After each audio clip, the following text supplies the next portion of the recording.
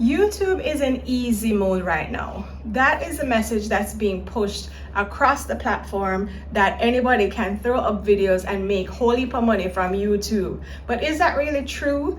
I have been uploading videos every single day this week in an effort to test this out and see what kind of response I would get and what the numbers would reflect.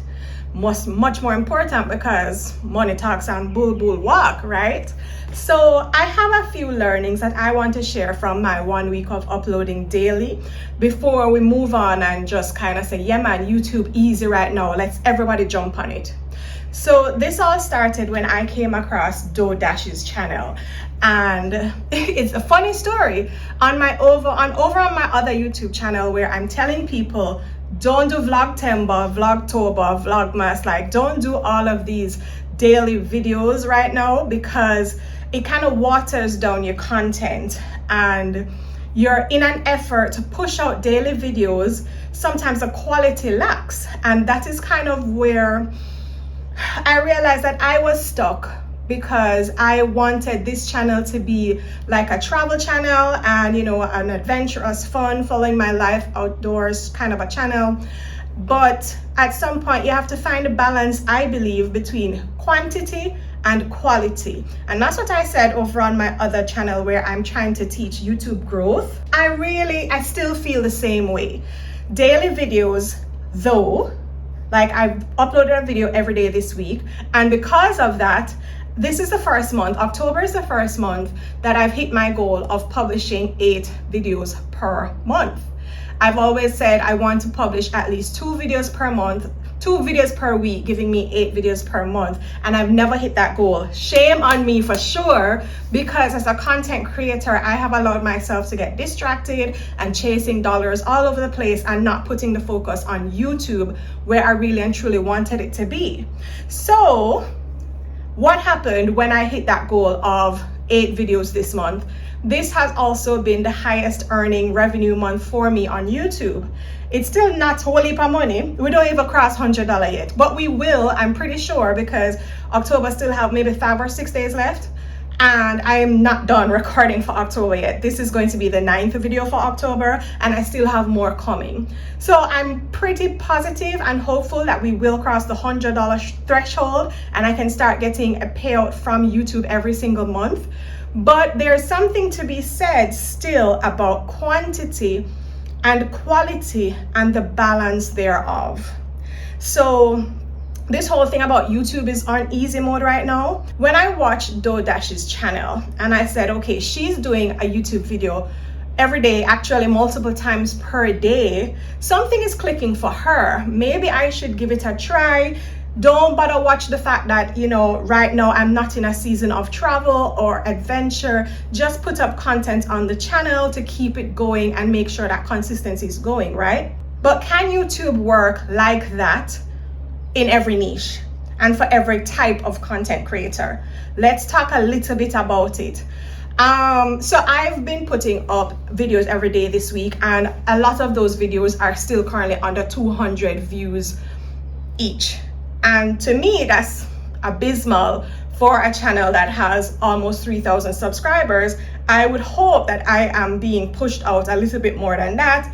So I don't know what the correlation is there. Is it my content is bad? Am me boring? You know, I've had it in my head, so Lord God, I'm boring and nobody not gonna watch my content. So I'm just like, you know, when you see the numbers and they're not hitting, it kind of reinforces that thought in your head, and you have to draw back and say, no, that's not it. Let's dig in further. This whole concept of daily uploads came from DoDash. All right, let's take a step back and look at what kind of content DoDash is putting out. DoDash is talking about making money on her channel from YouTube. Half of her content is talking about leaving your 9 to 5, and then the other half of her content is really talking about how much money she's making from YouTube. And so anytime you talk about making money, it's going to attract a big whole heap of views, like a lot of eyeballs, because everybody wants to figure out a way to make more money in this economy. And so you can understand why a channel talking about money would blow up I'm not going to say overnight. She's been at it all year long. She's not an overnight success. She put in her work. I'm not taking anything away from her at all. In fact, she's inspired so much of us to start this journey of making sure that we're consistent with YouTube. But I will say that we have to figure out then the way that we can apply the whole concept of consistency and putting out a lot of content, but still trying to figure out how to ride the wave of trends that are relevant to us. Because I don't want to turn my channel into how much I made from YouTube this month. That's not what I want the channel to be about.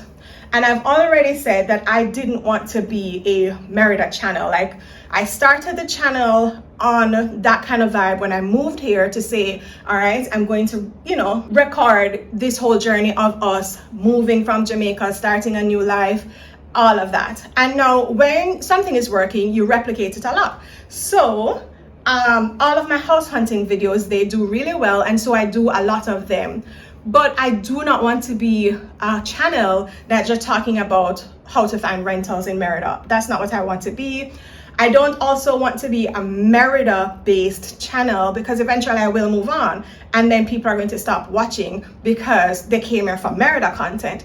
So I'm trying to slowly evolve the channel and transition it towards me centered, me focused, me being the niche, me being the main objective, putting more of my personality out there and hoping that I find my tribe and my people who really like whatever it is that I put out and follow along and watch the journey. So here are my thoughts on this whole YouTube is easy thing. I definitely think that YouTube is easy right now. It can be beneficial and it can pop off for us, even if we're not talking about leaving your 9 to 5 and how much money you make from YouTube. But we still have to make sure that we are jumping on trends and we are finding the content that blows up for us and jump on that. So it is a balance then between you are the niche versus this is hot right now. You are the niche, this is hot right now. So hopefully you find the channel, you find the trends that are really popping off, that everybody's watching things like this right now. And then from that, people stick around, because people will watch, people will come to the trendy videos and say, okay, I like this video, I was searching for this topic and I found you and I watched it. But a percentage of those people will be like, oh, I really like her, I'm going to subscribe to her channel and tune in and check out what else she has to say, what else she has to put out, things like that. And hope to God you don't bore the people them and them say, all right, never mind, this is not what I came for, or I thought it was, but not. So that's what I'm getting from a lot of this content. And someone did say it to me in that DoorDash video that, a part of the big reason why she's popping off right now is, of course, her personality. This is not me saying that she's not worked hard at it, or that, it's not because of her. Like, she is a gem. But there is something to be said about the fact that she's talking about how to make money on YouTube. And if you're on YouTube as a creator, you're going to attract a lot of eyeballs. Now, I've watched quite a few other people who I like to call them at this point the DoorDash army, like people who she has inspired and they have started jumping on a trend and saying, all right, I hear you, DoorDash, I'm going to start putting out content every day. Like, I'm deep in this research, me I try and make sure, say, me pop off and I can eventually make this my 9 to 5 too. So I'm deep in the research trying to figure out what's working and how to replicate it for my channel. And I realized that a lot of people are popping off as well who are following the same exact journey. They are like, oh my gosh, thank you, DoorDash, I got 500 subscribers yesterday, or oh my gosh, I got this amount of growth. Yay. But I do not intend for this channel to be that.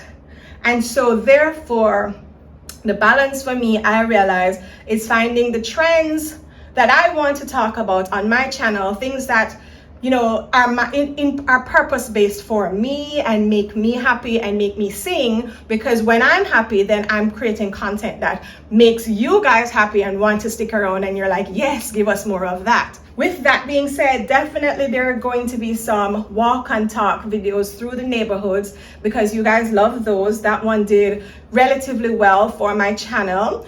there will be more house hunting videos still, because as I said, my mom's coming back to live with us, and if I do decide to stay in Mexico longer than when this lease up, then I will be changing homes. I don't think I want to stay in this house that we're in right now for another year. Well, I can't stay for another year because it's a 2-bedroom and my mom is coming back to stay with us. For how long yet, we just don't know. So thankfully this lease ends in March of next year, so I have a little bit of time to figure out what I want to do. Do I stay in Mexico? Do I go back to Jamaica? Do I move to a 3-bedroom, or do I do a separation where mom and us all stay, but mom has her own place and I have my own place? There are lots of things up in the air. So with all that said, there's definitely some moving videos and content coming soon, yes, but I'm still on the hunt for what kind of videos that I can put out that I think will really resonate with my audience, right? So yeah, I do agree that YouTube is on easy mode right now, but you have to find what makes your channel sing, and you have to find a balance between what you want to do and your type of content and the trends. You have to balance them out. We are going to have to jump on a few trends, my YouTube family. We're gonna have to jump on a few trends and still pepper in, you know, some of our content in between, because like the video that I put out recently where I went to the language exchange, it is struggling. It is still under 200 views right now. If y'all could go back, I will leave the link to it in the description box below. So if you want to check out my, you know, it's just a cute little day in the life video where Munchkin and I went to get some fast food, and then I went to a language exchange down in Merida Central. You can check that out. But you know, it just goes to show that, okay, Merida content does well, but I have to find the people that are searching for that type of content. And Merida is not as popular as many other places in Mexico. And I don't have a big enough following for myself where people are tuning in to just see what I'm up to. So there is that balance again that we need to find between, you know, the kind of content that we want to put out. You see me keep moving out of the way, and I'm standing in this video because I feel like you guys always see these paintings down here, never these ones up top, and I'm so proud of all of my paint and sips. So that's why I chose to stand today. But yeah, so I am going to keep working on that. Now let me tell you something else that is going to be reintroduced to this channel.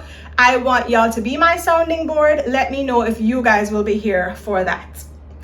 I used to be on keto, the keto diet, and that's how I lost a good amount of weight. Maybe 4 years ago, I want to say, maybe 3 years ago, not that far ago.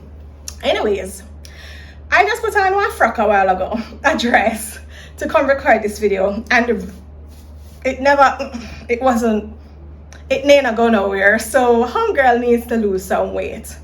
And weight loss is another topic that always does well, because it's one of those topics, just like money, weight loss is right up there with almost everybody struggling with some kind of health issue and trying to be a little bit more healthy.